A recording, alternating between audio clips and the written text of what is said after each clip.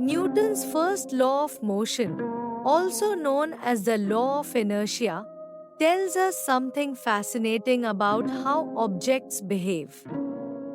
Imagine a soccer ball sitting still on a field. It won't budge until someone kicks it. That's inertia at work.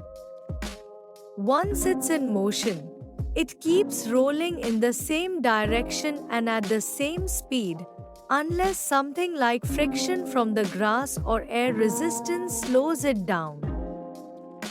Now, think about a spacecraft drifting through the vastness of space. It can glide along indefinitely, moving straight ahead, because there's nothing to stop it. No force means no change. The more mass an object has, the more it resists changes to its motion. So, a heavy truck is harder to stop than a light bicycle.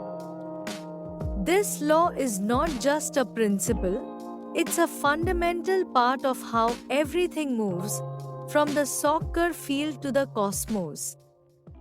Newton's second law states that the force acting on an object is equal to the mass of that object multiplied by its acceleration. This can be represented by the equation F equals ma, where F is force, m is mass, and a is acceleration. An example is pushing a car. The heavier the car, more mass, the more force is needed to accelerate it.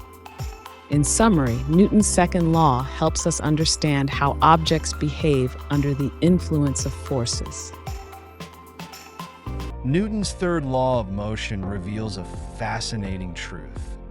For every action, there's an equal and opposite reaction.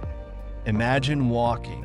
When you push your foot back against the ground pushes you forward with the same force.